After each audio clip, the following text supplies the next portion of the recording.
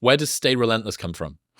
The relentless part, that comes from my father 100%, where he definitely ingrained in my head being relentless. I feel like without saying stay relentless to me, just sort of by his actions throughout life. And I believe that as I have gotten older, as I've played sports my entire life, and obviously not now, but from 11 years old all the way until 18 years old playing sports, I discovered the whole like nonstop, continuously grinding, and the more work you put in, the more you get out. And I feel like that sort of defined who I am. And I feel that that's something that I've always aspired to be the hardest worker in the room. And to do that, you need to be relentless. I mean, like you look at the dictionary definition, I'm sort of explaining it, and it really stuck with me. And I was like, I feel like this is something that I embody and also can sort of motivate others to become, hopefully. What's your dad got to do with that? My dad, he's a blue collar guy. His name's John. So John is a blue collar man. He has worked many jobs. He's cut wood in the winter and made me load it next to him and stuff. So he has always had a lot on his plate and just never really complained or anything. He just always did it, get it done, and never had an excuse either. And I was like, sort of growing up around him was very much, he believed that that's how I should be as well. So one, by showing me, and two, by always like telling me like, if there's something that needs to get done, you don't wait, you do it now. If you are trying to be great at something, you go practice, you get better, and you will be great. Like it was very like tough love and stuff, but he always was, he had 5 rental properties, all at once. That he was a landlord too. He fixed everything in the house, rebuilt the entire house on top of a normal 9 to 5 that he wakes up at like 4 a.m, driving an hour into the city, doing work. So it was like witnessing that firsthand. It was almost like I grew up with no excuse to be made. So I feel like that really ingrained in my head from a young age, just being relentless, and like, that's just who I am. And it's like, I can't not be that way. It took a while for me.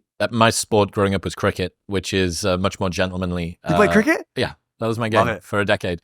But it's also not only gentlemanly, but quite gentle as well.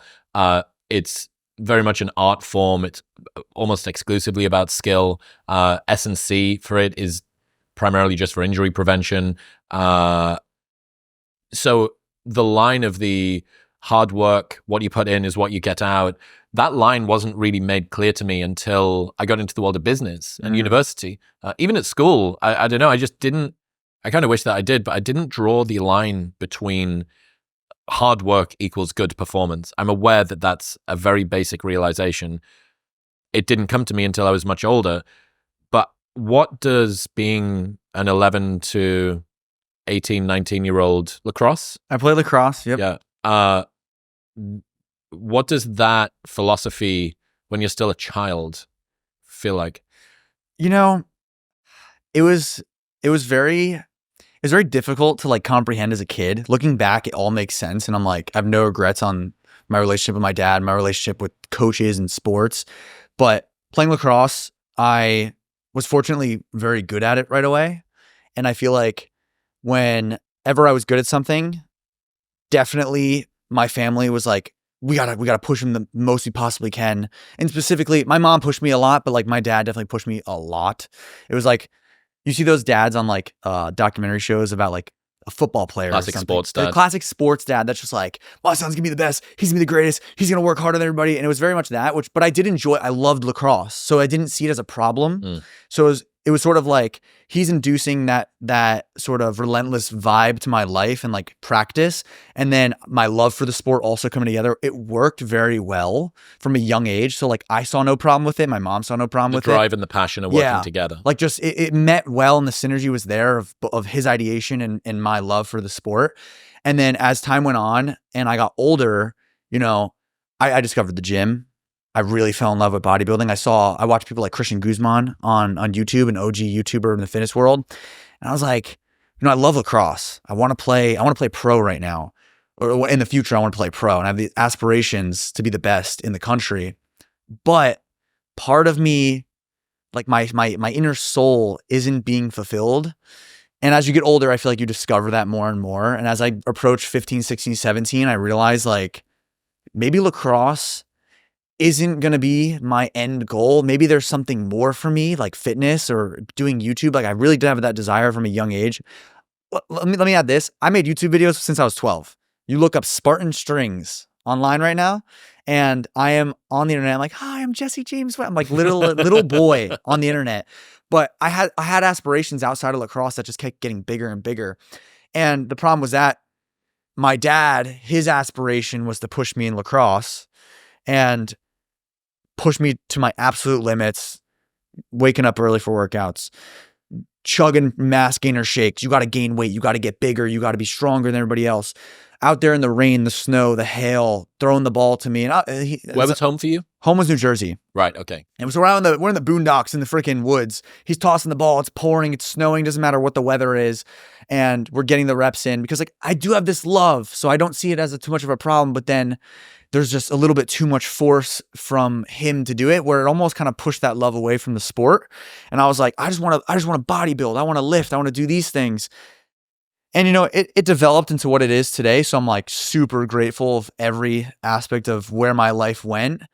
But it kind of, we had our struggles and stuff of a relationship because of the love of the sport dying and his push becoming more.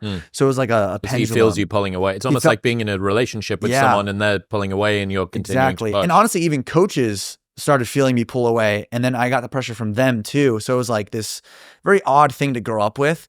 When I was 15 years old, I committed to Lehigh University, which is like a very prestigious academic university. And I committed when I was 15. Like they were like, you are going to be on a 90% scholarship in 4 years from now. So I'm like 15 years old. I'm going on college visits. I went to Loyola, Rutgers. I was looking at Virginia. I was looking at Lehigh, obviously. I went to UDEL. I'm like pitching myself to these coaches as a 15-year-old.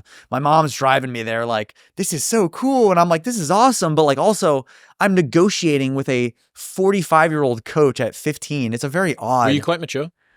I feel like I had to be because like I literally would be going into business meetings one-on-one with a coach in a button-up at 15 years old, basically saying like, trying to hold it together and trying to understand. I'm like, what the hell is going on? But I'm trying to pitch myself to this coach of why I should be on his team in 4 years from now. Yep. They got rid of that rule. Like NCAA came in and was like, this is ridiculous. You can't scout children. Yep. Literally. It's like it's just too far. Now they have to wait till their September of their junior year to even talk to them. What age is that? 17. Right. So I feel like there's a big difference between 15 and 17. Oh, dude, yeah.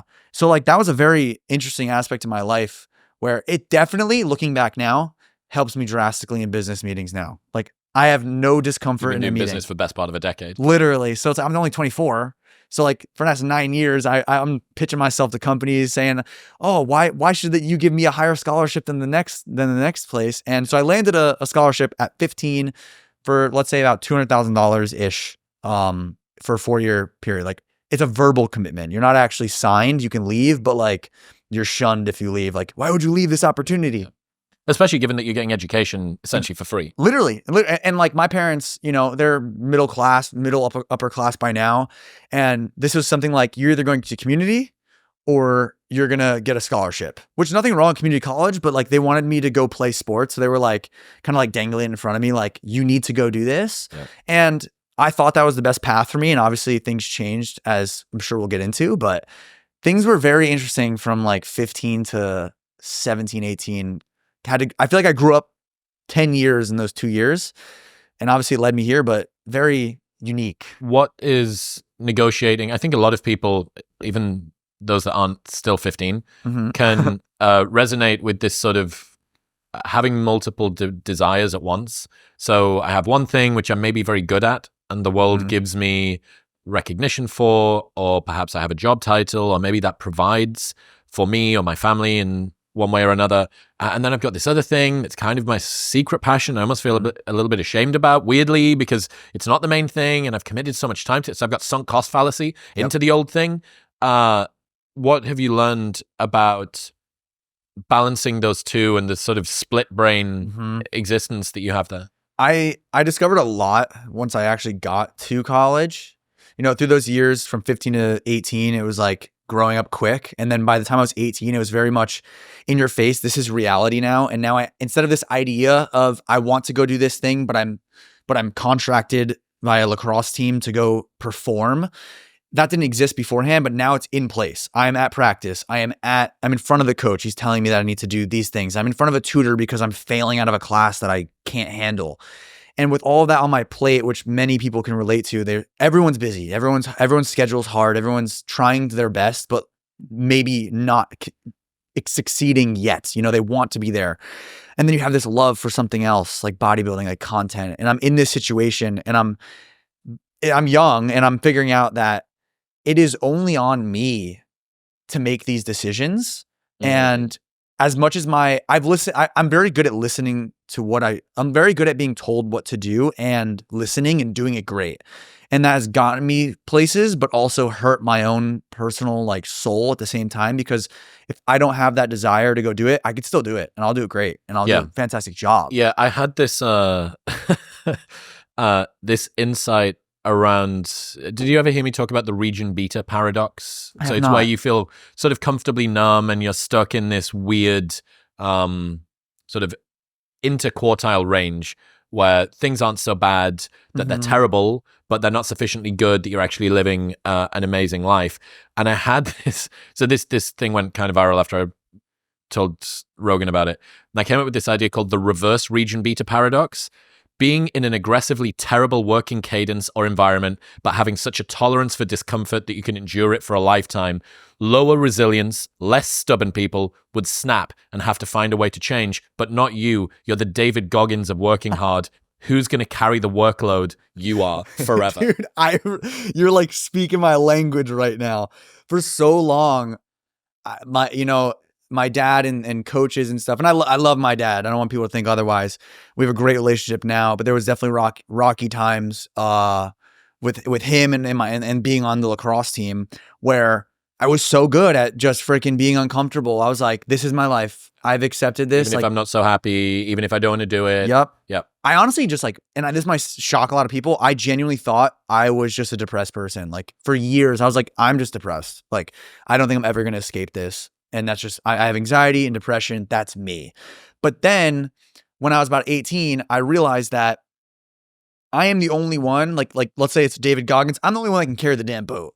Okay. And that boat is going to crush me if I don't decide to do something with it. Yeah. So I'll never forget. I remember calling my mom, and I was like, Mom, and she's very opposite of my dad, where my dad's tough love. She's very soft, nurturing love. And I was like, I can't handle this. I'm making the decision. I'm quitting. I know this is gonna shock the entire family. It's gonna shock the coaches. I'm gonna have to do a bunch of stuff. I have paperwork, find a new college. We just got here a month and a half ago at Lehigh, and I'm like, how long did you last? I did one full semester, but it was we got in on mid-August, and by October I was like, this is the worst feeling I've ever felt in my life. I have to be done, or this is gonna end badly in a year. And I consciously picked up that fucking boat and was like, I'm out.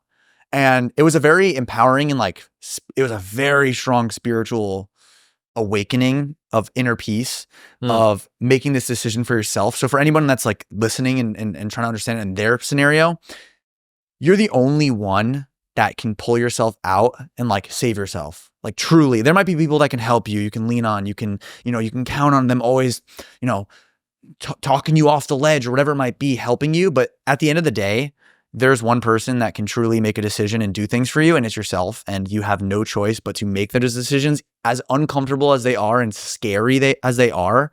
You have to do these things and make those decisions that are tough. Let's just linger on that for a second. Yeah. So it's got me thinking about the fact that I'm a big proponent of encouraging people to have social support. I think in a world that's fragmented and atomized and everyone's a droid bleeping their way through TikTok, spending a lot of time and having a strong social circle is a really good thing. And you lean on friends, they help you with lots of stuff.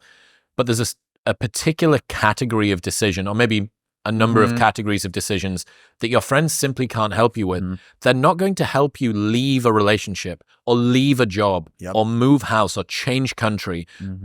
once you've made the hard decision, as in the pivot in direction, they can sort of help you speed up or help you slow down. They can bring you into land if you, oh man, I'm going to have the conversation with my boyfriend or girlfriend and I really don't want to do so on and so forth. They can help with that bit. But the actual, what am I going to do if it's a hard left or right turn? There is nowhere else to hide. Yeah. I mean, you can have a conversation with them and you can talk it out, but there's nobody else that's going to come and leave the job or the relationship or the flat or the country or tell your parents that you do or don't want to do that thing that they do or don't want you to do. Mm-hmm. It's so important. I've learned this in the past, decade for sure, but the past few months, I have really thought to myself about not having fear, because I think you've got fearless tattoo. I have a fearless tattoo right here.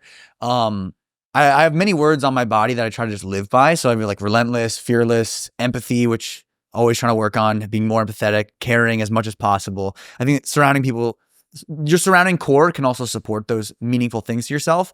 But being fearless is not just going and doing something, oh, I'm going to jump off a cliff because I'm scared of it. It's doing the things that, like quitting your job, because you're so passionate in this other thing and you're like, I'm going to make this happen. I think being so fearless in my decision of leaving a scholarship, it was something that I didn't even realize I was doing. But I think it's where I make mistakes in life and have to learn the most, which is always good to learn from your mistakes. But where I make the most mistakes is when I'm in fear, when I have fear and it alters my decision or like puts these glasses on my face that I don't even know they're on, and I'm doing things and I'm acting a certain way and I'm like, wow, I messed up pretty bad here. This decision was so stupid because I was afraid of XYZ. Well, you're compensating to not do the one thing that you know you probably should do, but are terrified of doing. Yeah. You've got this large, important elephant that you need to slit the throat of. Yeah. And you're going to run around this entire jungle as opposed to just facing that one elephant. Hormozi says, I think it's Layla actually, that says fear is an inch deep and a mile wide. So when you look at it, it looks like a huge ocean that's going to cause you to drown. But when you step in it, you realize it's really shallow and you're going to survive. Yep. And I think it's really important to do things daily, have daily habits of getting in the gym, doing things that are very difficult. Maybe you join a run club, like we talked in our panel.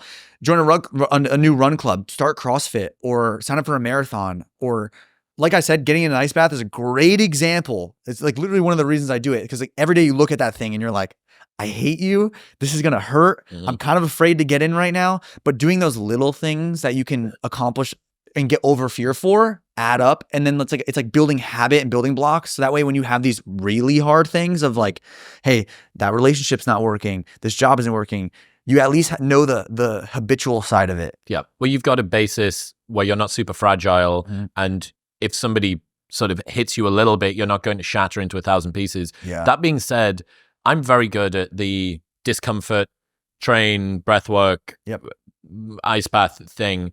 But for me, I'm a perennial people pleaser. I hate making other people feel uncomfortable.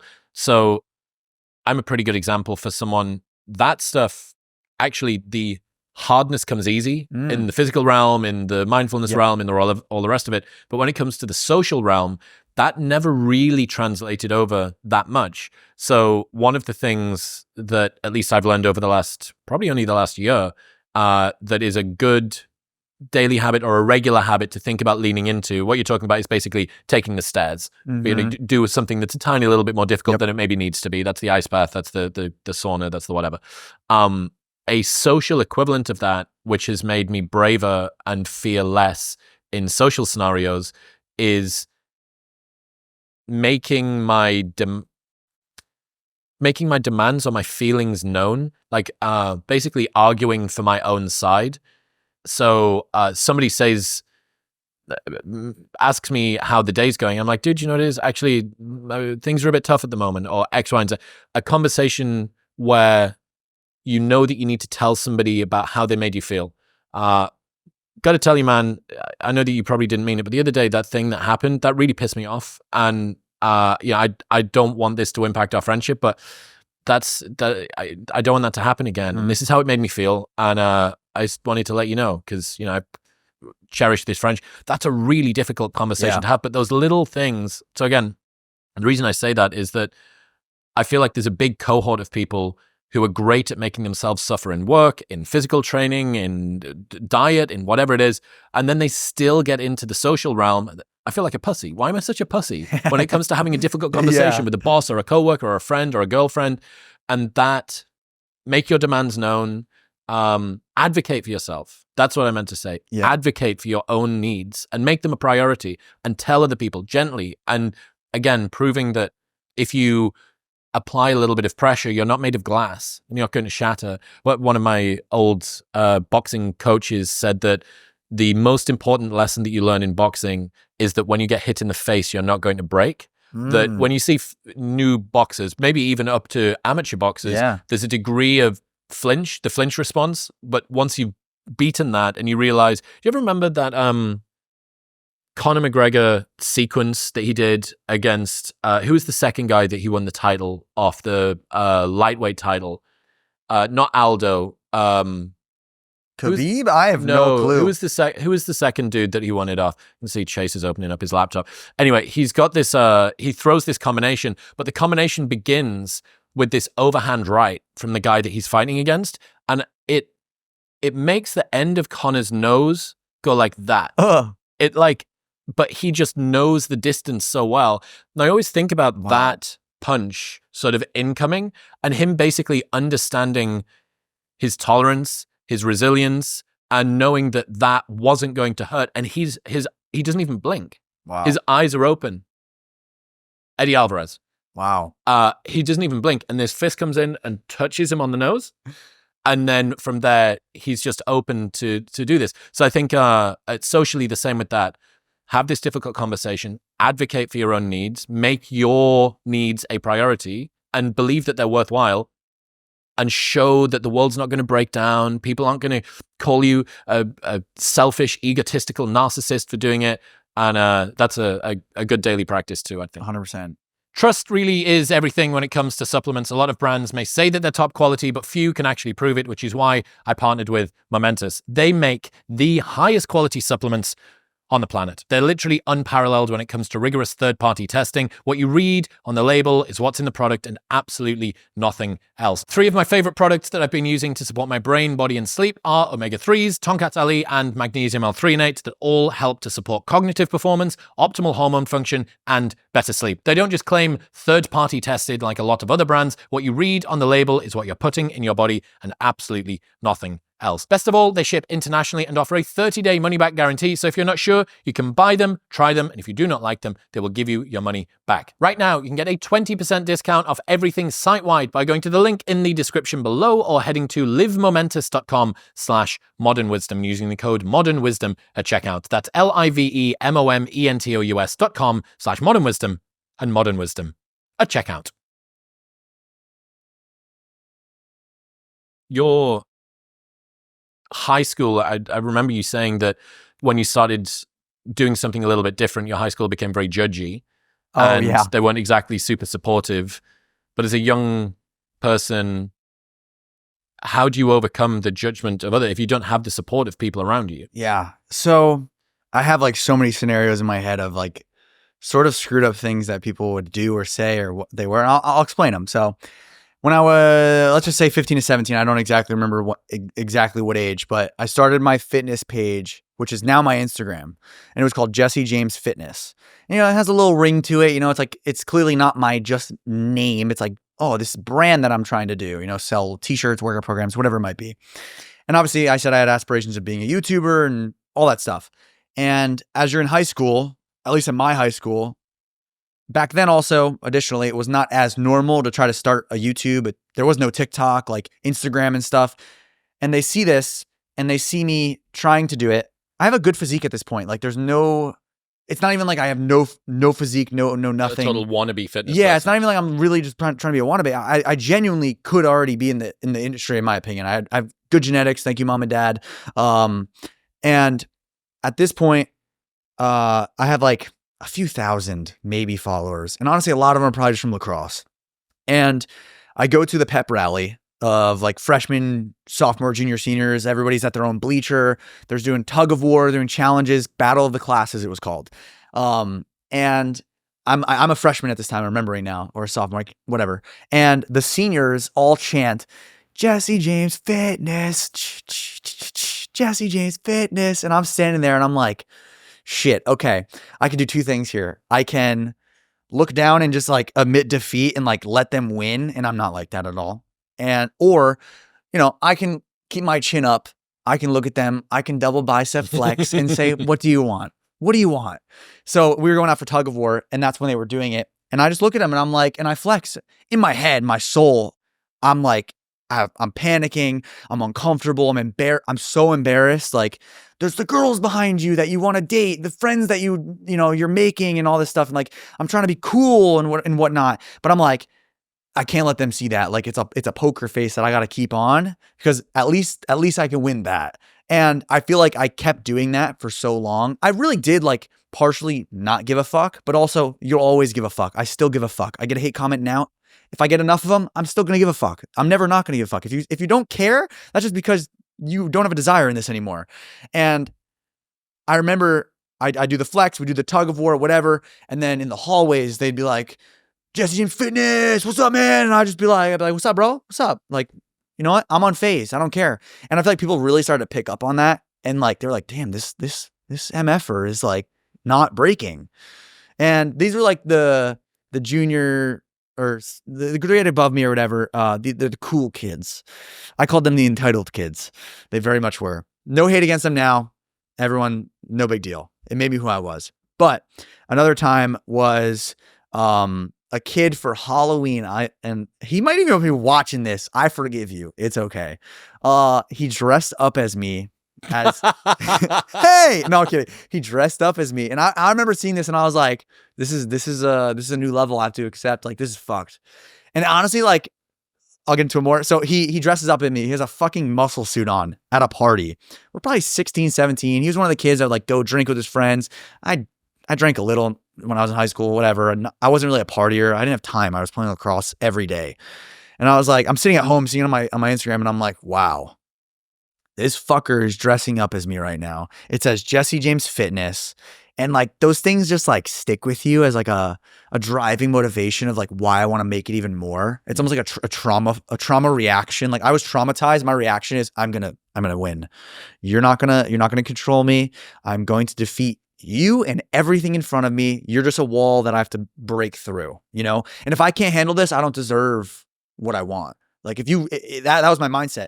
And I saw that, I remember, and what's crazy is that now, probably a few months ago, he messaged, I would never name him, but he messages me about my Michael Chandler collab. And he's like, dude, saw the Chandler collab? So sick. Great job. And I was like, huh, weren't you? And I was like, honestly, thank you. It's one of those weird things about having a chip on your shoulder about stuff that happened in your past that maybe some kids knew or in reflection realized how much it might have impacted you. Mm-hmm. But a lot of the time, it's just kids being kids. I know. And that's very strange, right? Because the impact of something is so much greater than the estimate of it. It hurts way more than what was thrown, if that makes sense. And that's a really strange thing, I think, for people, a circle for them to squat. Mm-hmm. How can it be the case that this person doesn't deserve for me to still bear a grudge against them? That hurt, and I remember. You still remember it now, nearly 10 years later. It's crazy. Yeah, and it definitely stung for a while, but it's also like one of the things that, for some reason, and I'm gonna assume that it's from my mom, the way she raised me and always like hyped me up in a way, where she believed in me before I believed in me, and she believed in me so much that I ended up believing in myself and everything. I weirdly believe in myself for things I shouldn't believe in myself for. I'm like, I could be a musician if I wanted. Let's be real, Jesse. You're a little tone deaf. But like, you know what I mean? Like I had that mindset that's ingrained in me, and from a young age. So seeing those things happen, and then she would kind of she'd be like the backbone. She'd be like, you can't let this affect you. Like in reality, this is not doing anything. It's really not doing anything. The only thing I could do is hurt you, and then you're just stopping yourself from doing anything because it's in your head. Like no one else is seeing that and going, you know what? I'm not gonna support Jesse because that kid wore a muscle suit. Like that shit doesn't exist. It's all how we perceive it. So having that like backbone and belief in my body that my mom instilled me from a young age, I feel like is one of the reasons that I am in the position I am, where I have so much unconditional belief in myself that I tell people that if you believe in yourself, like, and you actually believe, not just like, oh, I believe in myself because I was told by Chris and Jesse on a podcast too. Like, if you genuinely believe in yourself, you are 75% already there towards your goals. Like, you will accomplish them. If you believe yourself, put in the work, it's done. What has been the what's been the process of closing the loop with your dad?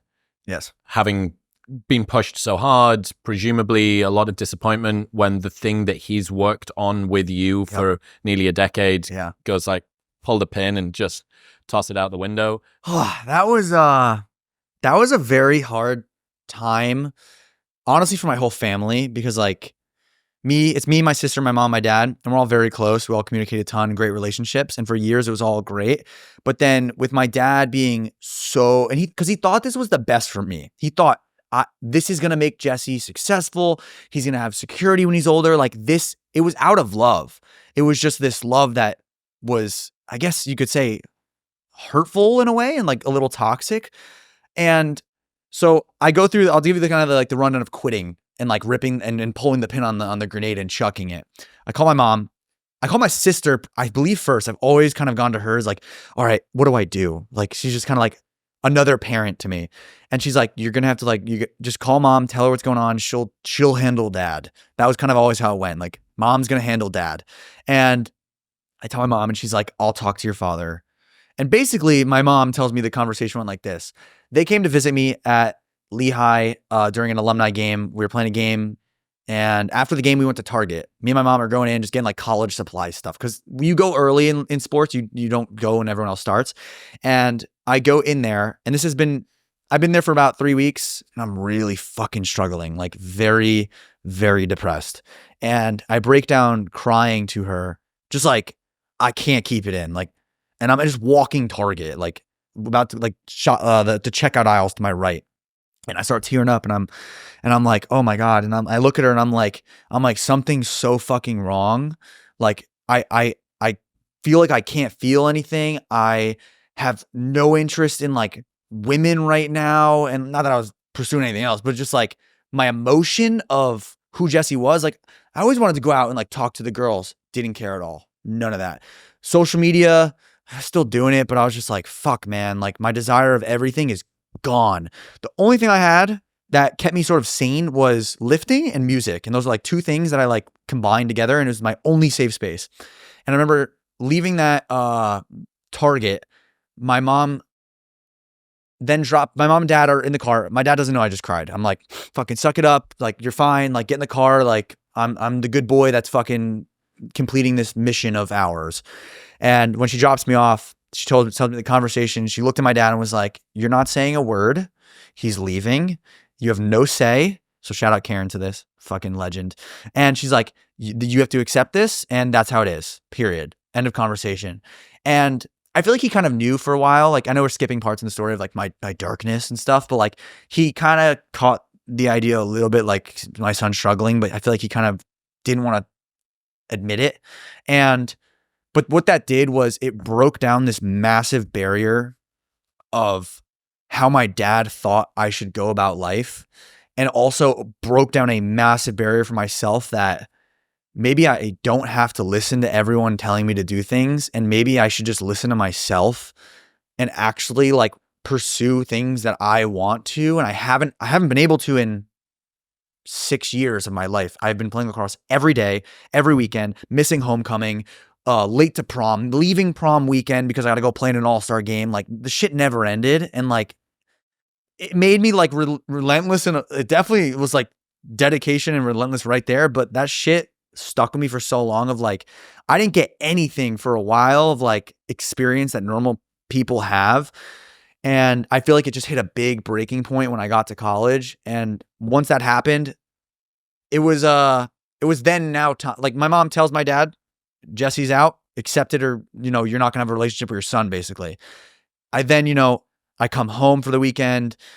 I talked to my dad and stuff, and he's very understanding. He's like, honestly, I don't want to speak for him, but I think it's one of his biggest regrets is pushing me that far to my limits, where as a father, you never want to push your son into depression or anything. Not that he pushed me there, but like his actions added up. The setup. Yeah. And I know like we have a great relationship now. We did throughout years. It was up and down, good, bad sometimes. Now it's a great relationship. But during that time, it definitely like changed his mindset of like just everything. And really like John had to become a new man and accept things. And I had to become a new man and learn that I have to say what I want in life, do what I want. And like you said, hold yourself. I have to advocate for myself at all times, because this was a saying that I stuck with. Do what you're meant to, not what you're supposed to. Everyone is always supposed to be doing something. But if you're not meant to be doing that, why the fuck are you doing it? Like, seriously. I wonder how many people have gone through their entire lives never doing anything that they weren't supposed to do. Yep. You know, that there's... Sad. It's just been one big series of dominoes from when they were born until now, at whatever age they are, where they never told their dad or the equivalent of it that they didn't want to do lacrosse. Yeah. And it's like one of my main missions on social media. Yes, I want to do big things, make cool videos, but like the true why of like the core of why I started, why I do all this, was because I went through that. And I feel like I went through such a dark phase of my life with such a bright awakening. I was like, people need to know this shit. Like, people need to just not be told it, but shown it.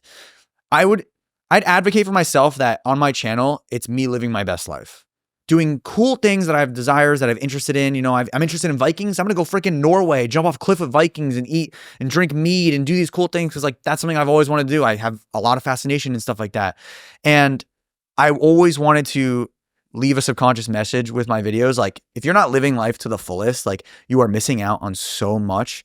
And I hope that people can watch this and realize that you are worth that meant to life rather than that supposed to life. And I hope people can pursue their meant to eventually. Yeah. It's scary, man. That's, you know, why I think advocating for yourself, making your needs known, almost there's this sort of assumption a lot of people have, it's very much a British thing, but maybe a working class thing too, that who am I to actually have needs or desires or wants in that regard? That there's this sort of weird glory in sacrifice, in subjugating yourself. It's like, no, it's noble for me to hate what I do and still do it. It's noble for me to suffer this sort of weird sort of self-flagellation as you whip yourself through whatever it is that you're going through. And in some ways there is, but no one's going to give you some award at the end of your life that says he suffered in silence. Yeah. There's not going to be a banner over your deathbed that goes, congratulations for never making a fuss. Yeah. I don't think that exists. And so much of the advice that's on the internet at the moment has been born out of a identity politics, victimhood, fragility, overdiagnosis of normal human discomfort as a pathological mental problem world. So most of the content is Goggins and Jocko saying, stay hard, suck it up, buttercup. You don't need to be such a soft person. But there is a world of people out there who are making themselves suffer too much, who aren't advocating for their own desires, who aren't making their needs known, who don't believe that they should be a priority in their life or in anybody else's. And I think that they're the sort of people that listen to this show. And that stuff in many ways pushes them further into what they already have too much of. They don't need to do more suffering. They need to get better at making their own needs known to the people around them. Yeah, I think it comes down to, like how I said about believing in yourself. I think a lot of people weren't raised the way to have that, where they need to learn that in their 20s, 30s, 40s, whatever. And that's way harder than growing up thinking that. So I'm definitely like very blessed to have that intuitional belief in myself from like day one. And I think for those that may not relate to that, how I have that belief, it's one of those things that's where I think you need to realize there's things like the 9 to 5, and there's things like the entrepreneurial route. And I think it's really important for people to realize that it isn't always grass is greener on the other side. I think people need to realize also that there is just as much, in some scenarios, struggle in, oh, I'm going to do everything on my own. I'm going to be an entrepreneur. You're working 24 hours, brother. Good luck. It's hard. 9 to 5. Good luck. If I had to go to that, good luck. It's hard. It's hard on both ends of life. It's just a matter of almost like, what evil do you want to put your energy into? What pain do you want to have to deal with? Like they see Goggins and they think, oh, suffer. Let's go. I'm gonna fucking get through this job. I don't care. And that makes them, maybe they get dopamine off of that. But you also could just input that same exact suffer and energy into maybe something that you have passion and drive for. It's still going to maybe have its moments of difficulty and suck, but at least it's towards something that like your inner soul, it's different feeling of outcome of just internal feeling of your soul's dopamine hits. You know what I mean? In other news, this episode is brought to you by AG1. Over the span of about a year, I tried pretty much every green strength that I could find, trying to work out which one was best, and I came across AG1 and have stuck with it for over 3 years because it is the most comprehensive, highly tested, and rigorously formulated on the market. AG1's formulation is built to improve your health, not just when you take it for a week, but when you take this every single day for years, and that is why I've stuck with it. Since 2010, they've improved their formula 52 times in the pursuit of making the best foundational nutrition supplement possible through high-quality ingredients and rigorous standards. There's a 90-day money-back guarantee, so you can buy it completely risk-free, use it every single day for 3 months, and if you do not like it, they'll just give you your money back. So, if you want to replace your multivitamin and more, start with AG1. Right now, you can get a year's free supply of vitamin D3 and K2, plus 5 free AG1 travel packs and that 90-day money-back guarantee by going to the link in the description below or heading to drinkag1.com/modernwisdom. That's drinkag1.com/modernwisdom. What's your advice to people who don't have a supportive surrounding that maybe are in you heard of food deserts? It's places around countries where it's very difficult to get hold of high quality food. I often think about role model deserts or sort of support deserts, places where someone is trying to do something a little bit different. Maybe they're not following the prescribed route that typically people from where they're from are doing. And they go, because you did it twice. You first left the normal education, normal teenager life to do the lacrosse thing, and then left the lacrosse life thing to do the next thing. So honestly, in both situations, it's been like 5 things that I've kind of like said I'm out. I left that normal teenage life. That's 1. Left Lehigh. That's 2. Went to Montclair State University, D3 school, very close to home, sort of like a more expensive community college you can live at, and played lacrosse there. And played there, did very well, had the most goals in the team and stuff like that. So again, people are like, keep doing it, bro. Keep doing it. You're doing amazing. Oh my God. Positive reinforcement. Yeah, and I'm like, is this what I'm supposed to be doing though? So then that got to a point where I was like, I went straight into my coach and was like, hey, I don't want to do this anymore. That was the 3rd time. He luckily, like, I appreciate what he did. He was like, I want you to shift your perspective. I don't want you to look at this. I was waiting for the beeping. I don't want you to look at this as, you have to be here. Just go out, hang out with the guys, do your thing. Stop putting pressure on yourself. Stop putting pressure on yourself. And that lightened it up for a while. It really did. And kind of like, as almost like an internal anxiety that we all put on ourselves of like, I have to be here. I have to do this. Oh, I got to wake up at 6 a.m. tomorrow. Rather than just being like, you know what? It's happening. Let's accept this rather than fight it. And that internal fight, that internal fight is where anxiety is painful.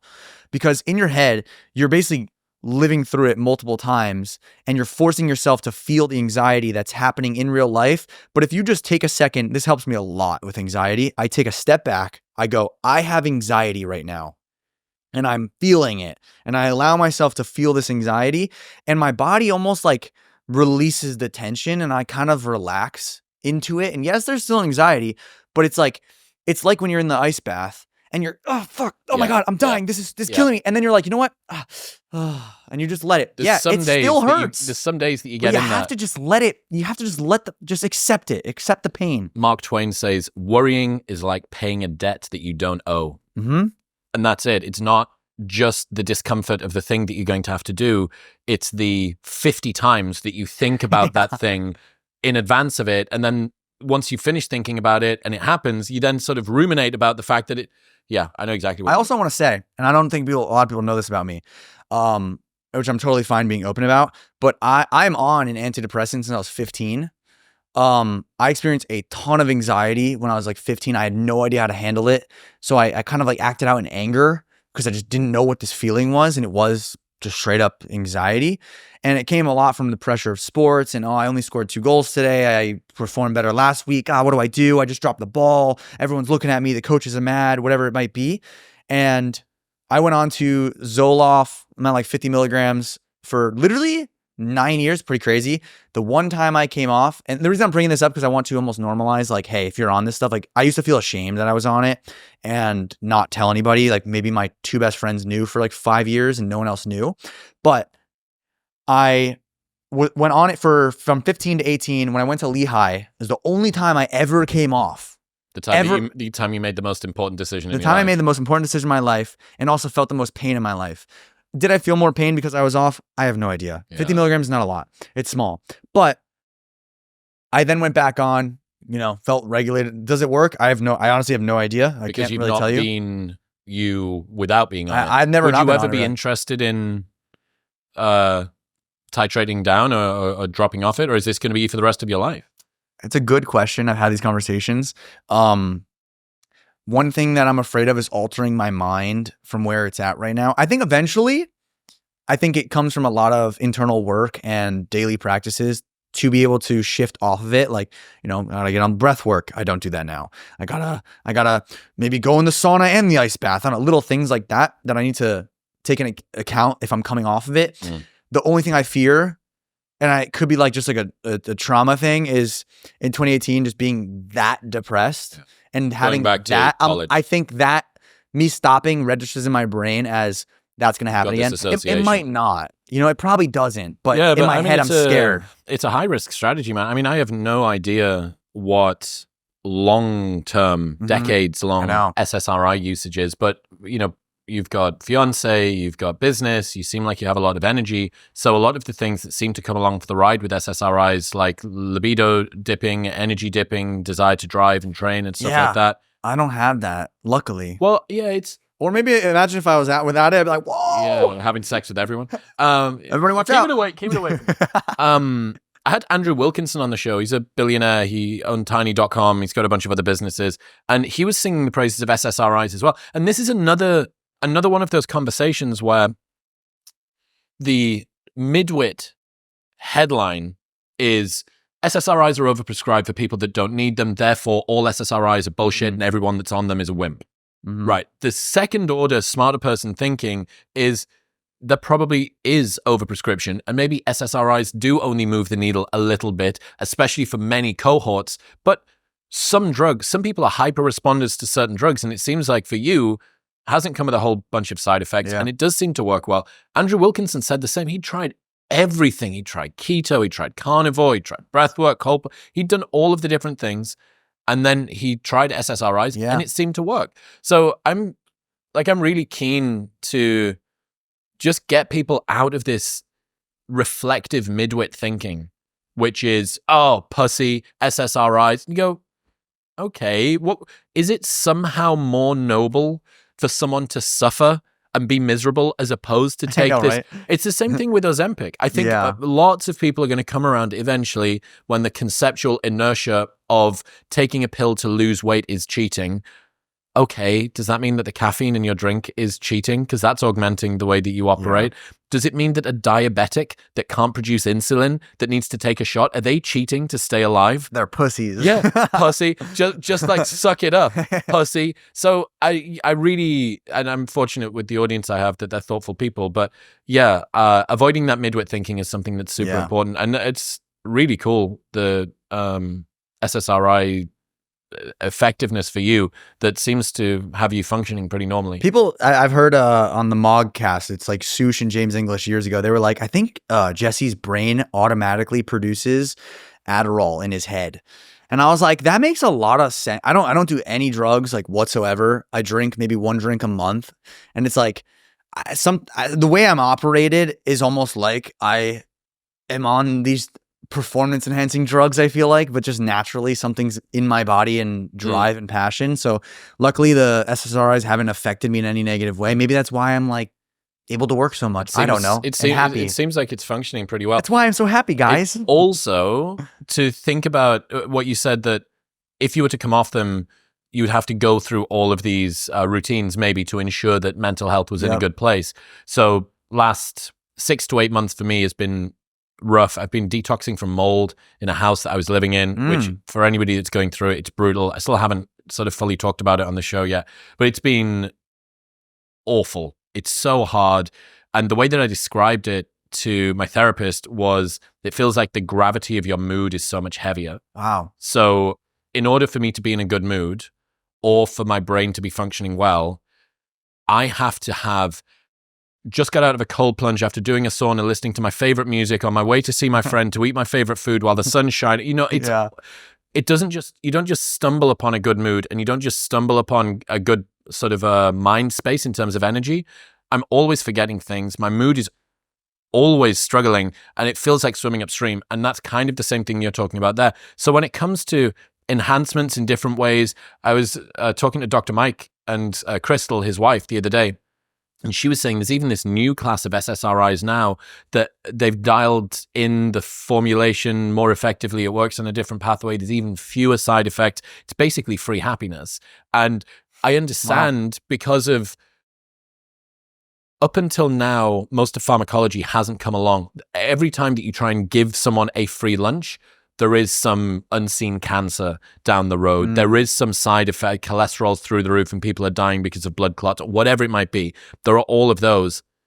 Apart from when you get to the stage where you can fully master these things, that's like kind of saying previously, well, you know, we've said that surgeries are going to work for all of this time, but each time that we do it, people keep on getting infected. It's like, yeah, that's because you didn't have an understanding of the germ theory of disease. But then as understandings continue to develop, I think we should be cautious about using lessons from the past to sort of inform right now, at least super judgmentally. It's like, let's be open to this, especially given, it's like saying, how can you have a computer that talks to you? And you go, well, I don't know, LLMs seem to be doing a pretty good job. So the same thing might happen in pharmacology as well. Yeah. But yeah, the idea of having to work hard for a good mood is something that I've been intimately familiar with over the last few months. So I feel you. It's a fun fact. I actually forgot to take mine last night. So today I was like withdrawing. That's one of the reasons that I also like coming off sucks. It's that short acting? What do you mean?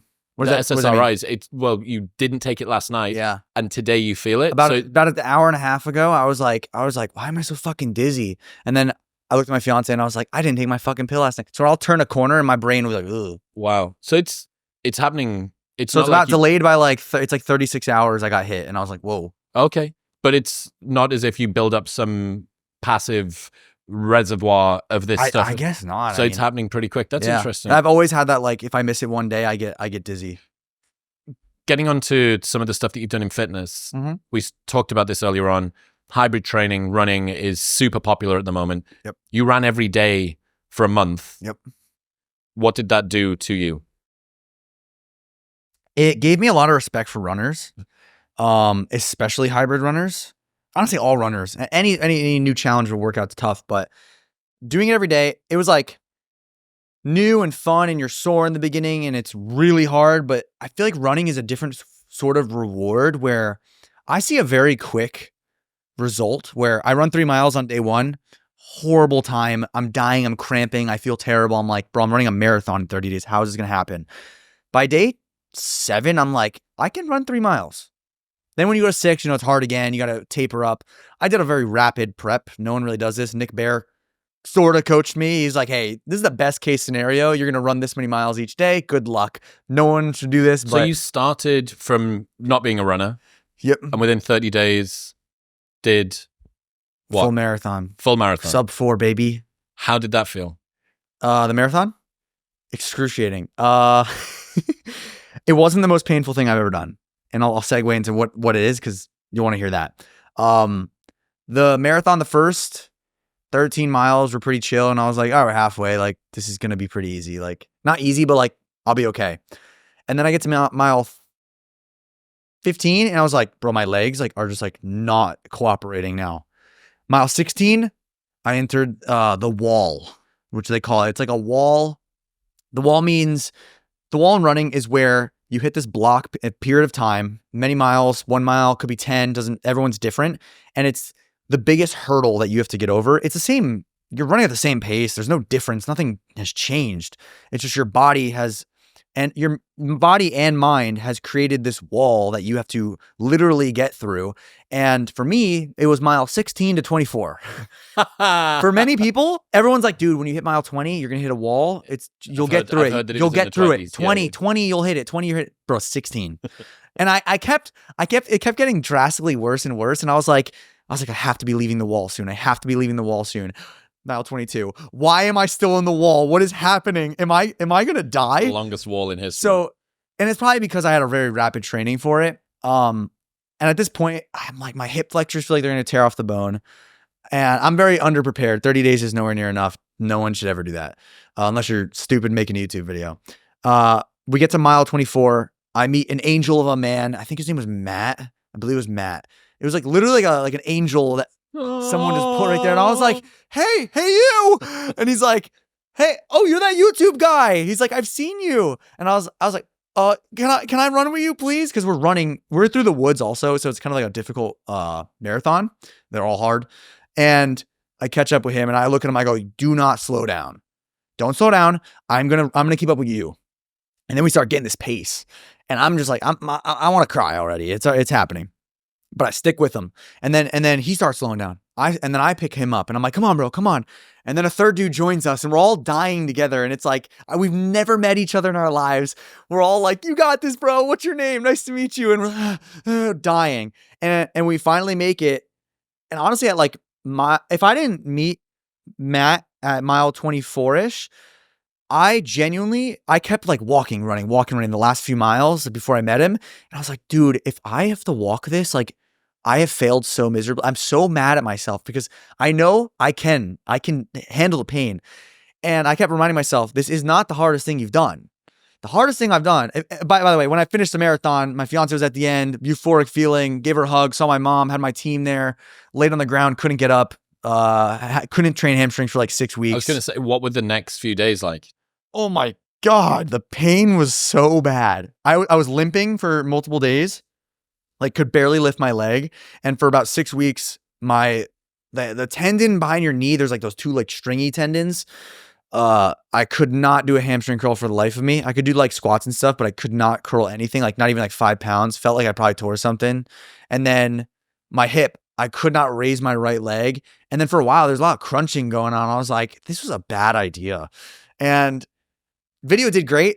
3.3 million views, probably and growing. My favorite part about that video was the storytelling and ending at the end was so like pure, and it really moved people and got people so like the comments on that video was different than anything. Did you see else. Casey Neistat's video about his marathon? Which the sub 3? Yes, I saw how it took him like years, decades. I think decades. Yeah, I ran mine 3:53. And I was super happy with that. I was like, what the hell did I do? I'm not going to lie. I'm an athlete. I played lacrosse. I was very good at sports and stuff. Like being athletic isn't hard for me, but running a marathon is wildly different. Yeah. Athletic doesn't really matter there. It's just a matter of like willpower. Conditioning. In other news, this episode is brought to you by Gymshark. You probably need some new gym kit, and my favorite shorts in the world that I've ever tried on and all I will ever wear for the rest of my life are Gymshark Studio shorts. They're phenomenal. They're super lightweight, super stretchy, incredibly comfortable, the perfect length. I literally have them in every color, and it's all that I ever train in. Their Heritage 5-inch shorts are the ultimate comfortable shorts to wear every single day.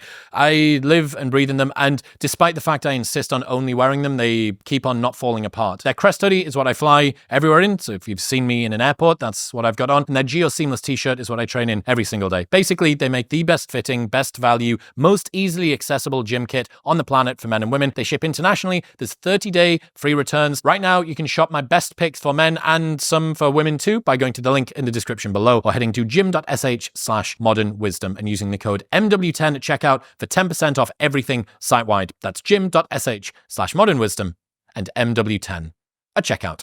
But let me tell you about the hardest thing that I've done. Oh God, I have trauma from this one. you can thank a guy named Brian Johnson, aka Liver King. Okay, this guy, psychopath. Love him. Great guy to be around. Extremely successful businessman. Very motivating. He does this thing called the Barbarian. You have 15-pound on ankle weights on each leg, 15-pound or 70-pound backpack, 150, 140-pound sled, and holding 70-pound kettlebells. And it's 112 degrees outside in Texas, and it's August or July or something. And you have to go through the sand. So like sand gives resistance as you pull. It's digging itself into the ground, so it's torturous. So it's like if you do the math, it's like 315 pounds you're carrying. So like, and you have to go a mile. I've done it once with him. The first time I met him, and we did it on flat gravel. I did it in an hour in 20 something minutes. I beat him by an hour. I was like, what the hell just happened, bro? That was like, okay, that was one of the hardest things I've done. Not the hardest. Then I do the second challenge a year later. He invites me back. He's like, I want you to do the Barbarian Crucible. I'm like, this sounds terrible, but I'm in. I'm all for stupid things that I'm going to have to put myself through.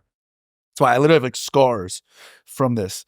And we do this about quarter mile in. I was like, already having a first heat stroke. And I was like, I was like, bro, this is next level. Cause it's through sand. It's through dirt. It's through, it's the same thing. Same exact thing. Same mile. Just the course is 10 times harder. Right. And last time he did it was a competition. So you kind of have that like, let me chase you feeling.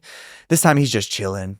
He's smoking his cigar, drinking his whiskey, calling the walkie-talkie guy next to me, talking shit. And I'm like, I told him, I said, I will finish this. And this goes back to my like almost stupid belief in myself to where I do things that hurt myself because I'm like, I'm not going to fail. I'm not going to stop. So I psychotically do this for like, let's say 3/4 of the mile. And I get to the sand. It's like first half, just gravel and dirt and stuff. Hard, but not the worst. Sand at like last 0.4 miles. And I get to this point where I'm now full on having a heat stroke. I'm freezing. It's 112 degrees outside. It makes no sense. I've sweat all water out. Now I'm covered in white because like my like electrolytes are just on me. And I'm like, I'm dying. I look at their producers and stuff. I'm like, bro, I'm done. Were you allowed water? I was allowed to drink water. They were pouring a ton of water on me, but like nothing was working. And I look at their producer and I'm like, I'm done. I'm going to, they said, if you unclip, you're done. I'm about to unclip and they're like, don't do it. And I'm like, I'm stupid. I'm good at being told what to do, like, and still doing it. And I'm like, okay, you said don't do it. I'm not going to do it. I'm going to keep going. I go. Next heat stroke on the ground, laying there for 30 minutes. I'm like, my soul has left my body. I know I don't have sweat left in my body. I'm covered. I lick my lips. It's salty. Like I needed some of this stuff. Great plug. Yep. But I get to a point where I'm like, dude, I have 0.15 left of a mile. Like I have to just finish this. Same thing in the marathon. Like if I don't, I'm just gonna be pissed. Once I feel better, I'm gonna be pissed. Yep. And I somehow slug my way to the end. 5 steps drop, 5 steps drop, 5 steps drop. I'm like dead in the face. I get there, I cross the finish line, I just collapse on the ground. And he's like, yeah, there you go, brother. And he's like, yeah, boy. He says that stuff. He's like, let it the fuck out. He has all these sayings that are just psychotic. And I'm laying there, yeah. And safe to say, it took me 4 hours. 4 hours to go a mile. And that was the most painful thing I've ever done in my life. So when I did the marathon, I just kept thinking about that. And I was like, that was 4 hours of way more pain. This is 4 hours of a different pain. My legs have never had so much lactic acid in my body, but my upper body is perfectly fine. My mind can push through this. But with Liver King, it's like your arms are tired, your legs are tired, your soul, you can't even feel your soul because you're so dehydrated. It was a crazy experience. What have you learned about resilience to physical discomfort from the challenges and things that you've done? I've learned that you can push your body so much farther than you'd ever think. Something that I learned at Lehigh, we had a Navy SEAL course come to us. And so I hated everything about Lehigh. School, the guys were cool. The coaches were always nice to me, but like the program didn't want to do it. All that stuff sucked. When they brought in Navy SEALs and made us stay up 50 hours, favorite thing. I was depressed at the time. Fucking loved it. Way better than whatever the hell we were doing before. So it was like this weird, everyone else hated it. I was like, I don't know why. That was the best part of my month. And we do this, oh dude, I'm like remembering this shit. It's crazy. Okay, I'm like 18. I'm like 180 pounds right now. I was probably almost 200, just meat stick, bro. Fucking 4,500 calories a day. And They make us do perfect jumping jacks, perfect sit-ups, perfect push-ups. One person messes up, everyone is required to call that one person out, basically make them feel like shit. And then everyone runs because of it. We do that for 4 hours straight. They say, go home, get 1 hour of sleep. We go home, we fucking lay down, we get right back up. We're in a pool at 3 a.m. They say, put your sweatsuits on. Full crew neck, full sweatpants. These sweatpants are like double XL that we're wearing. And they're like, jump in the pool. And I'm like, what the fuck? And they're like, if you can't swim, go to the shallow end. Like dead ass, they said this to us. And I was like, someone's gonna die. We go in and they're like, okay, we're gonna do the push-ups, the sit-ups, the everything on the outside of the pool. We're soaking wet. We're doing them. We're calling out people for not doing it right. And you're held accountable. If you don't call, if they see someone and say, and you don't go, hey, Johnny over here didn't do his push-up right. Now you're fucked. Now you get called out. So it's everybody's calling out each other and just saying like, you suck. You're horrible. Very traumatizing for some people. You should see the faces on these people where I'm going to die. And then we go in the pool and we're like, okay, now we're going to do basically like a deep end simulation thing where you have to take off your sweatshirt, you have to switch with somebody and then put it on. It's some Navy SEAL training. Don't know the name of it, but wild experience. That you're treading and you're in like, picture like so much resistance on your legs and you're like 40 pounds, 20 pounds heavier with this like weighted clothes on you. And you're trying to swim and everyone's like, and you're trying to like, hey, you got this. You're talking each other up.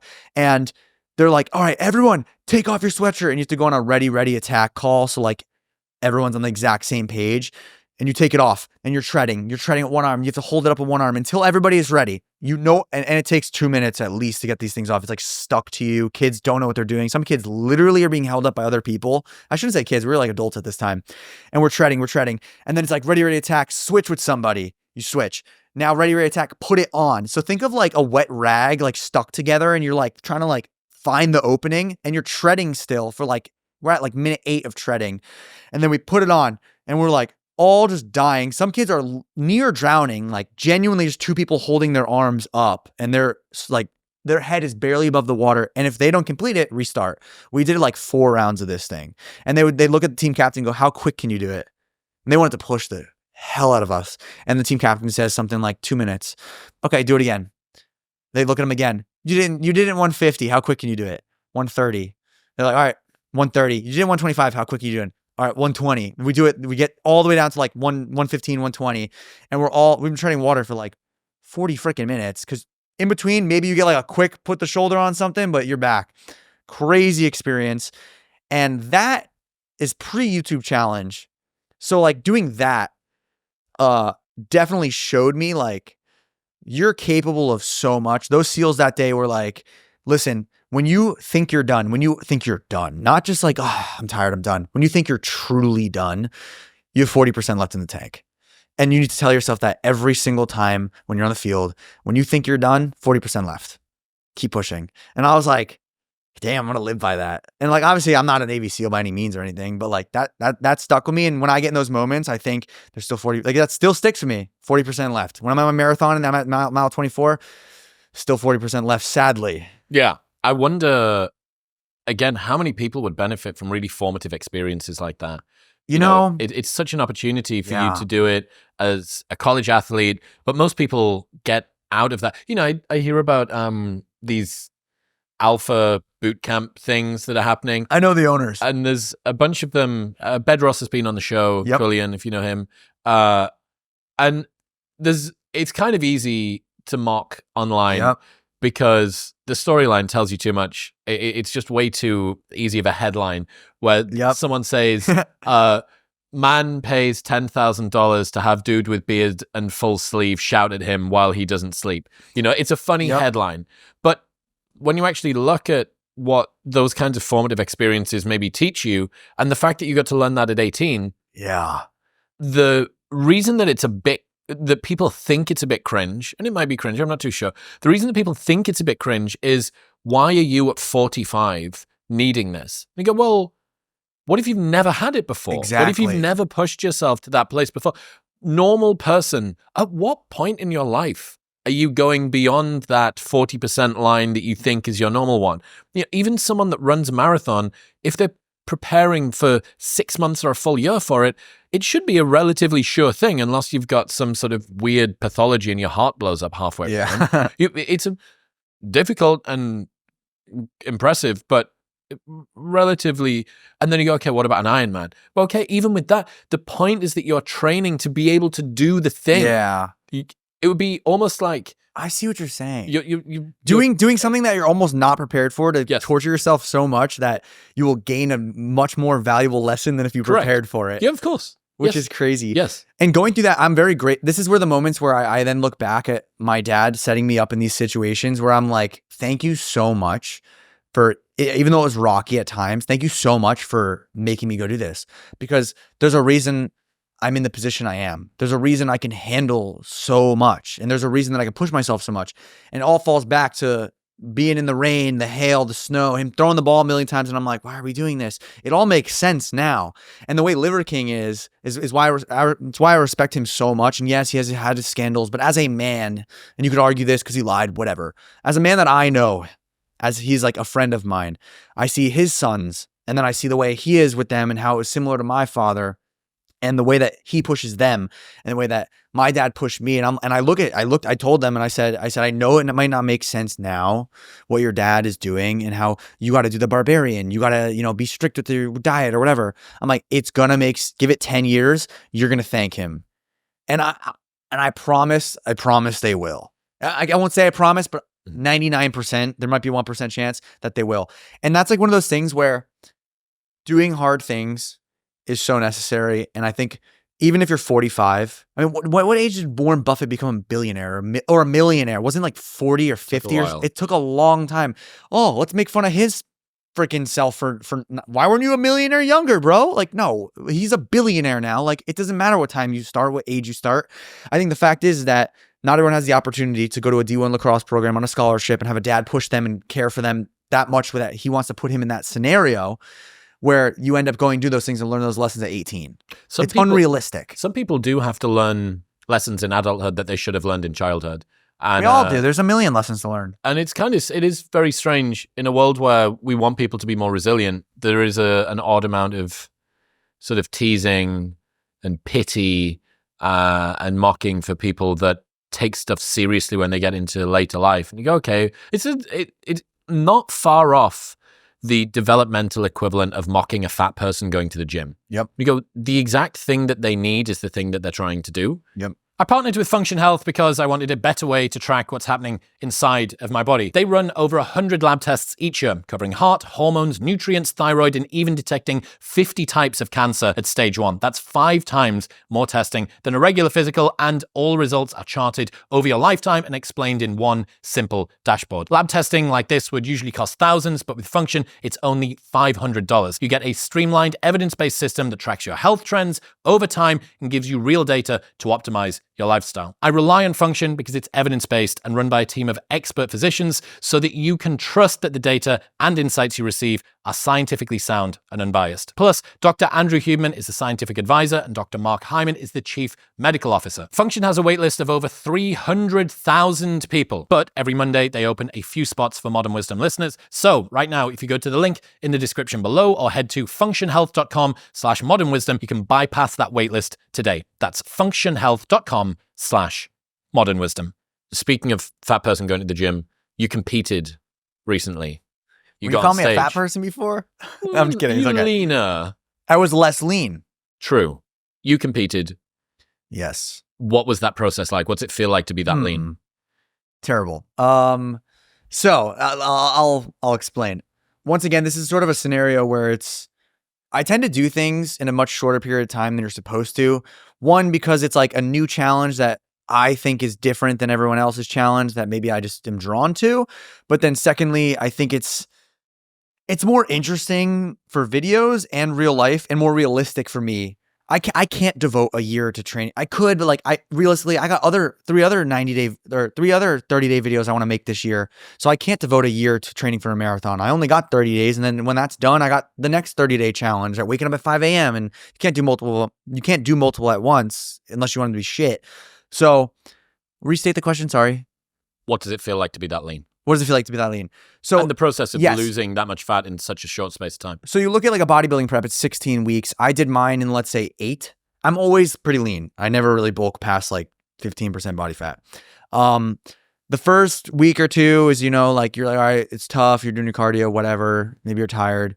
But the last like 3 weeks, were so tiring and like emotionally stealing in a way where I literally felt nothing. Like I was a corpse. You could look at me in the eyes and you could be like, you're thinking nothing right now. You have no emotion. And everyone experiences prep different. Some people look at it in a very beautiful way and they love seeing the changes in their body. For me, it was tough seeing the changes. Like looking back at photos, damn, I was shredded. But then in the moment, it's very odd because you look at yourself and you pinch the side of your body and I'm like, I'm not even that lean. Dysmorphia is strong. I'm so skinny right now. Like I don't look like sebum. I look stupid. Fat bum. Yeah, I'm posing and my legs aren't even touching. They're so skinny. It's like you start really picking at all these negative things in your head. And if I wasn't making content around it, I think that definitely helped keep my mind off that sort of dysmorphic thought. And it was like, okay, we have a mission here. We're making awesome videos at the same time. I can focus on that more. But it took a huge toll on my relationship. I literally, like every single emotion I just didn't have. Like I couldn't feel happy. Except I couldn't hunger, feel sad. presumably. Honestly, I don't really deal with too much hunger, which is like a gift. It's just lack of energy. I feel like lethargic I feel like my blood sugar's low. What is it? Hypoglycemic. I feel very hypoglycemic all the time. And I was like, this is just brutal. Just get to the end date. The show is a very fun experience. It's very rewarding. It's awesome being on stage, yelling, most muscular, posing against people. Awesome experience. Highly recommend everybody do it maybe once, or at least I think everybody should get pretty lean once to experience what it's like to, one, look at your best, and two, really see the different type of hard work it takes to get to the next level of body conditioning. Because my level, and then there's even so much farther that sebum goes, and every other competitor out there, I just name him because I feel like what do you think you got down to? Greg Doucette said 6%. Okay. So even let's say 6.5 to be friendly. Yep. Pretty lean. And as a natural, my hormones were tanked, like 200 nanograms test, 200 free. Like, oh my God, dude. Thankfully, still works. Come back. Still works. Don't worry. But the feeling of 200 test is absolutely horrible. And that's like one reason why I just like don't have a desire to compete anymore / for a very long time. What was the hardest part of it?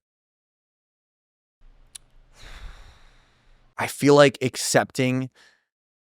You know what it is? The hardest part is that same anxiety fight where you're like, I'm so uncomfortable, and your body like wants to tense internally and fight this uncomfortability feeling rather than sympathetically activated. Yeah, rather than just like I've talked to Chris about this recently, and he was like, you have to just know that this is your choice.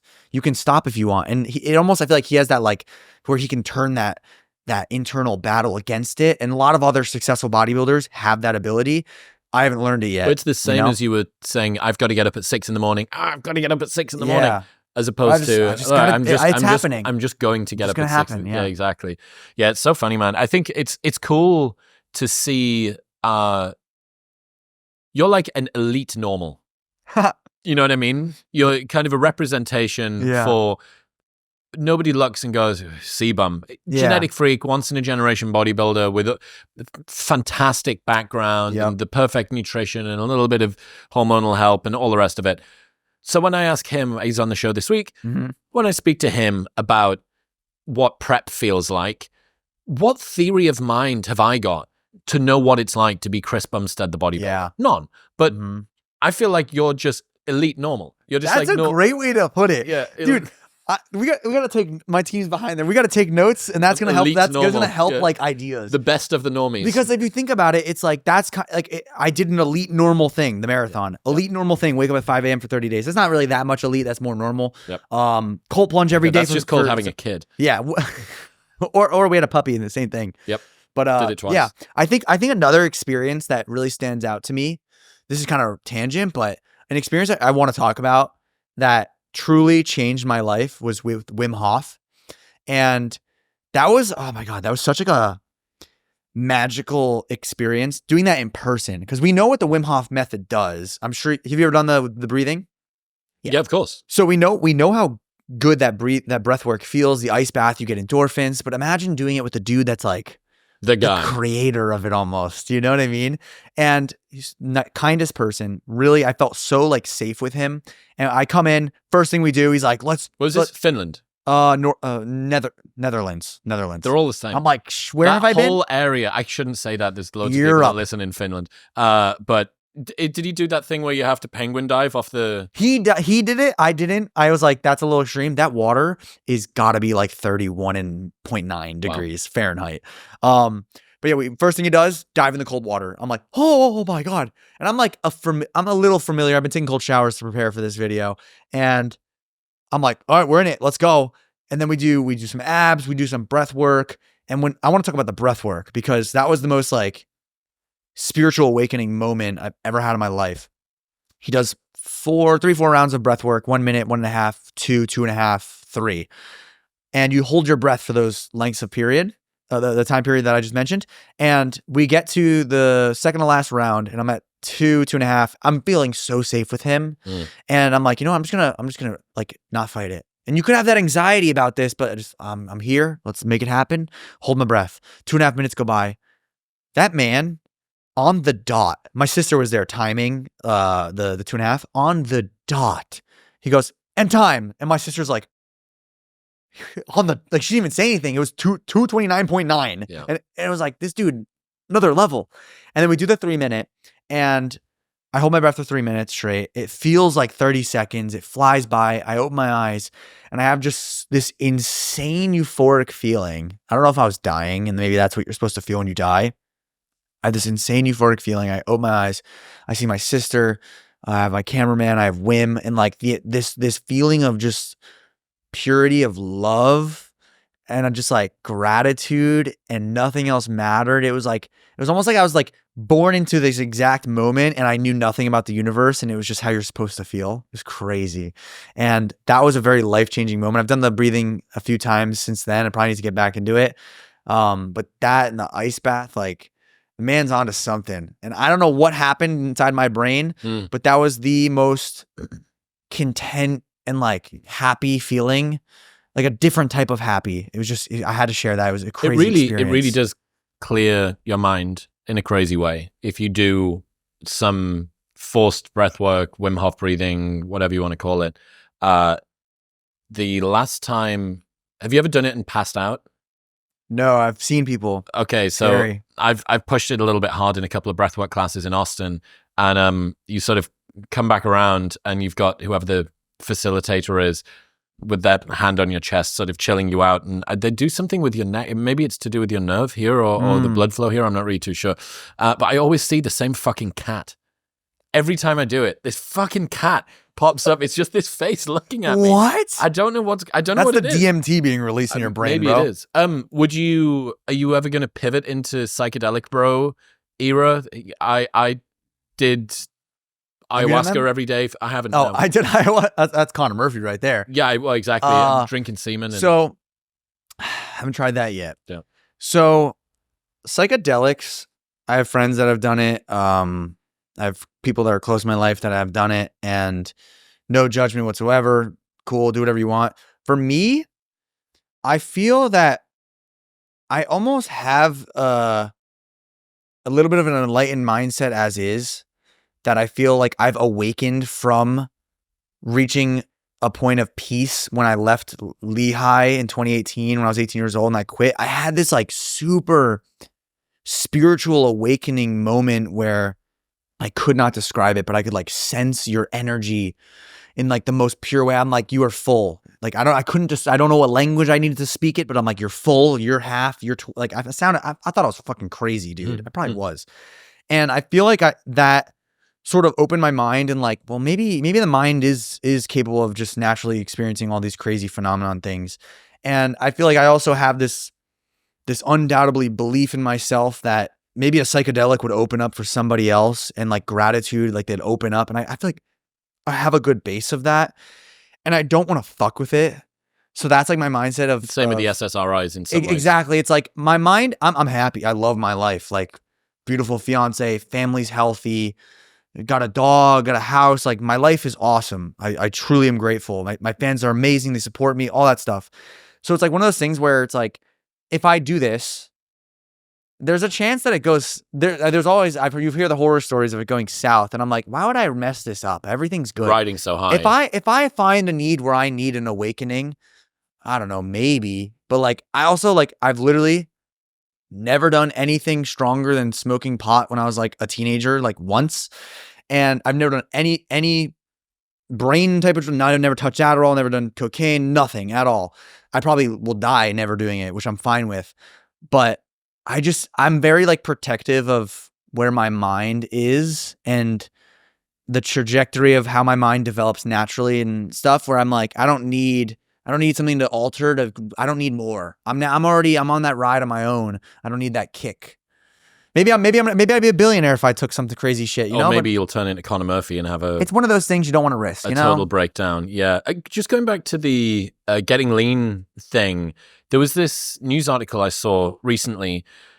YouTube is to limit recommendations of certain health and fitness videos to teenagers, including those which may idealize certain body types. It says 13 to 17-year-old users will still be able to search for and view fitness-related content, but will not be encouraged into repeated viewing of similar videos. YouTube says it is acting because of concerns that repeated exposure to such material can lead young people to develop negative beliefs about themselves. The platform says this will no longer be offered for teens when they can view certain types of content, including videos that compare physical features and idealizes some types over others, videos idealizing specific fitness levels or body weights, videos displaying social aggression in the form of non-contact fights and intimidation. The measures were being taken after its Youth and Families Advisory Committee found that teens are more likely than adults to form negative beliefs about themselves when seeing repeated messages about ideal standards in content they consume online. What do you think of that? I think it's very stupid because, and if YouTube's watching, I love you guys as a platform, but this is dumb because think about it like this. Okay, fitness might influence a teenager to do steroids, let's say. I have a video coming out on that.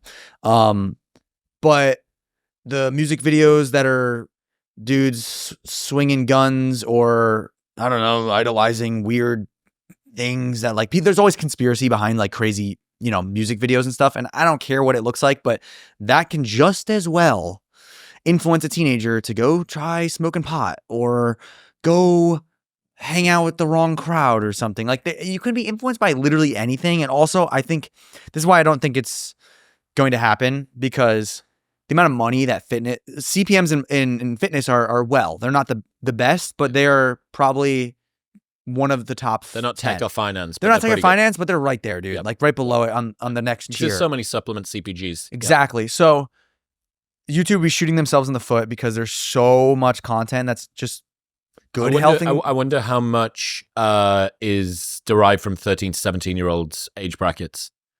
That's a good point. Or everyone's just going to lie about their age and nothing's going to change and they're going to make new accounts. I do think you're right that I think the advertising is they're way too lucrative on advertising on these videos. I mean, dude, I'm getting like 5 million views, 1 million to 5 million views on every video. You're going to cut my ads?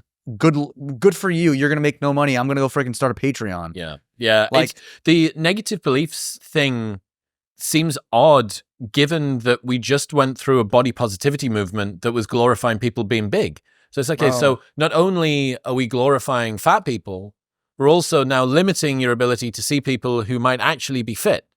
I mean, think about the entire generation, mine into yours. I was the start of it with sort of Ziz, Matt Ogus, then bleeding down, I guess, into the Matt Does Fitness, sort of Mike Thurston type stuff, now into your era. Mm-hmm.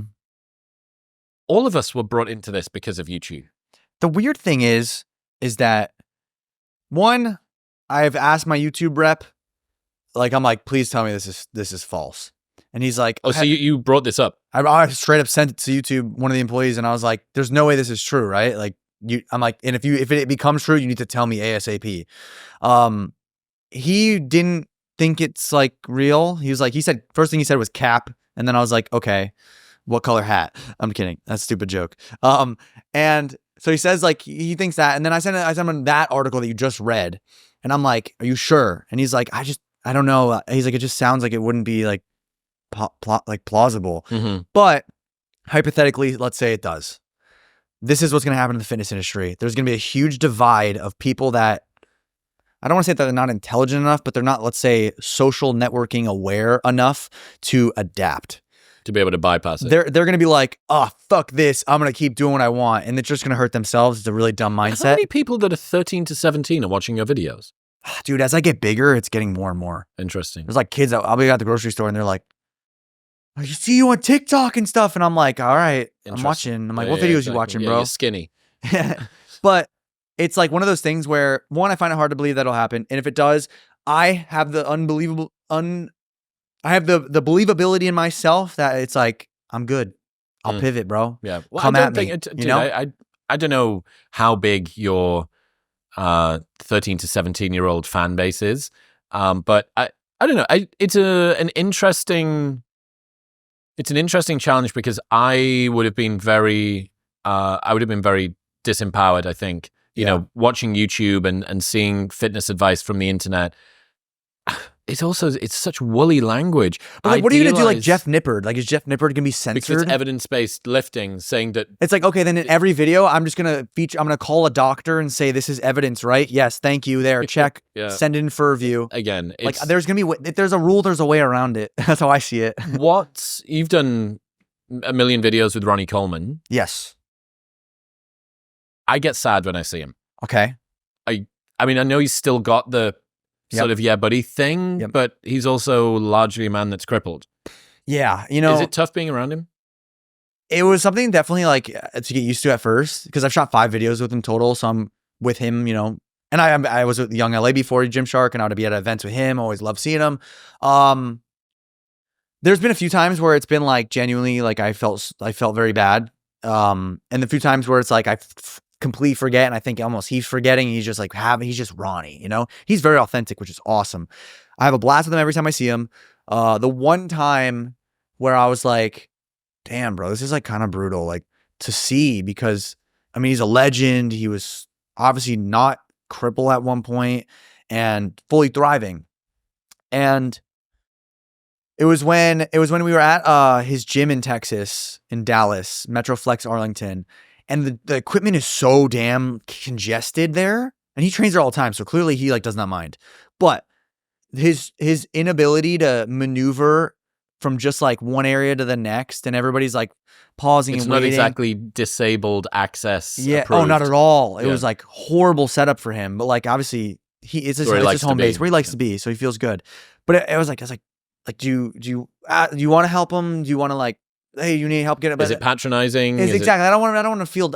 My biggest thing with anybody I'm ever with, I don't care if you're fucking Dwayne The Rock Johnson or Joe Schmo down the street. I always go into my shoots or like meeting people with just like, what's up, bro? Like there's no difference. Cause I don't want anyone to ever feel like I look at them in a certain way, or I'm over idolizing them and that bothers them. Everyone idolizes me, whatever. Like, you know what I mean? So I wish he's Ronnie, he's a dude, you know, whatever. So I didn't want to push boundaries too far. And then another time, we were on a boat and stuff. We were on a yacht. It was Ronnie's fucking yacht in Dubai. And he was just chilling downstairs and he was very content. And I was like, Ronnie, you want anything? He's very chilling. And I'm obviously, I don't know what's going through his head. And it's one of those things like, you know, back in the day, maybe he'd be up there fucking fist pumping and shit. He was always like a very extroverted person, still is to a degree. But I think it's one of those things where when you talk to him, and you talk to him about, I asked him, do you have any regrets? Any regrets in like what you've done? And he's like, no regrets. Do you think that's true? I mean, he tells me his only regret is that he didn't go for 7 or 8 reps on his 800-pound squat. And then he says, yeah, buddy. And I'm like, I believe it, but I think maybe you never know.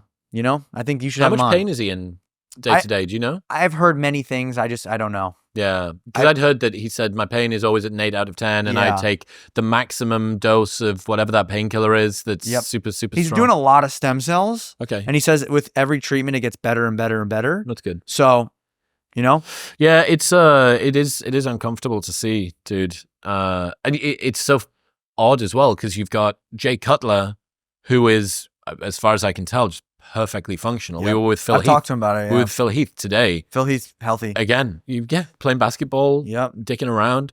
So I think that's the importance of realizing. I mean, right now I have a slip disc in my back, and like I'm not able to squat. I could if I like gun to my head, but like shouldn't squat, shouldn't deadlift, all that stuff. Yeah.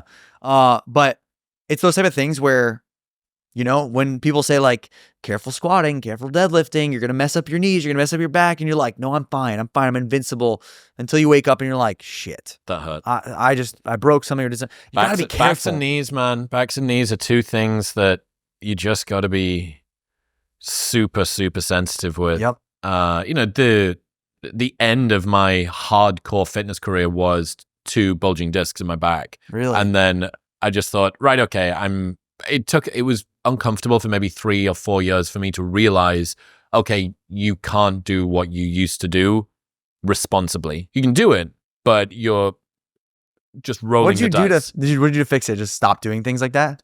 So Stu McGill's Big 3. I've heard that. Yep. So you should speak to Stu about back pain. I can intro you if you want. Please. He'd love to speak to you. He is the number 1 lower back pain specialist on the planet. He's done a lot of these studies, the original studies at Waterloo, that much of sort of back pain science was built on. I get the sense that the field is continuing to progress now. I haven't spoken to him about my stuff in a little while. Tapped into him before I went and did stem cells in Medellin last year. I was just about to ask you, have you ever done stem cells? I did stem cells. What's your experience like? Bioaccelerator. Okay, I know them. So, Colombia? Yep, Medellin.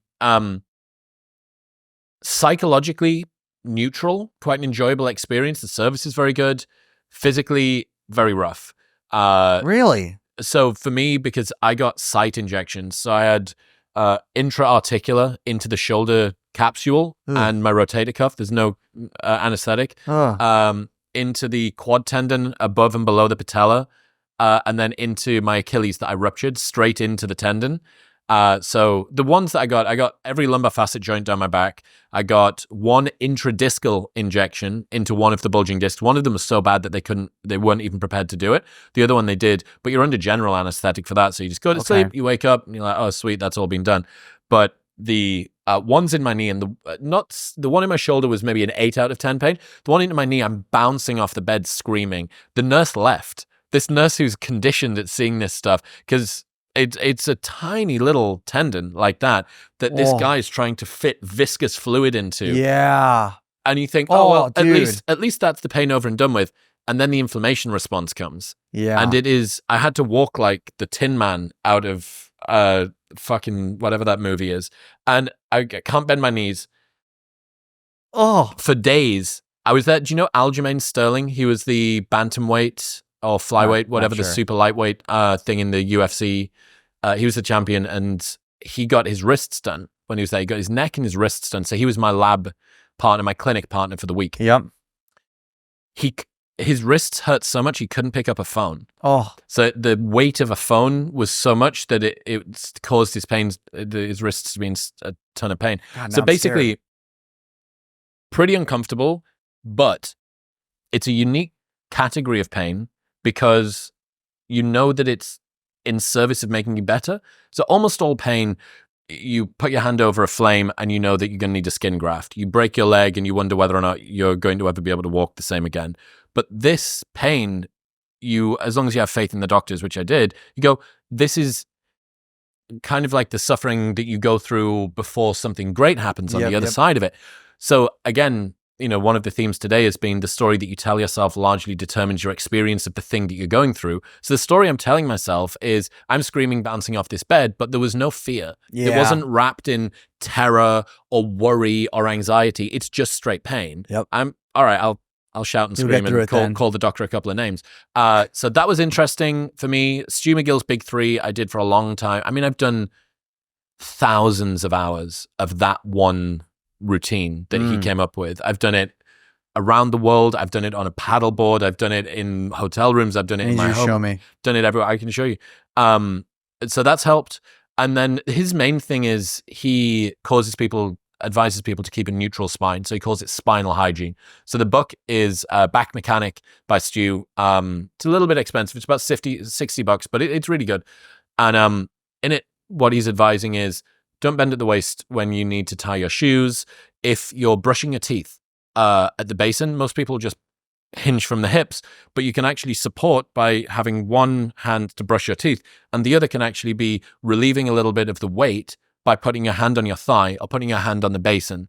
And he's got an advice for how you get up and get down off the ground without going into spinal flexion. So the whole goal is to just get your back to chill out. Wow. But it's a very, especially if you had, did you have a full-on back attack? Was it a slip disc where you were locked in place? No. Okay. I like woke up and just like could not bend backwards. Okay.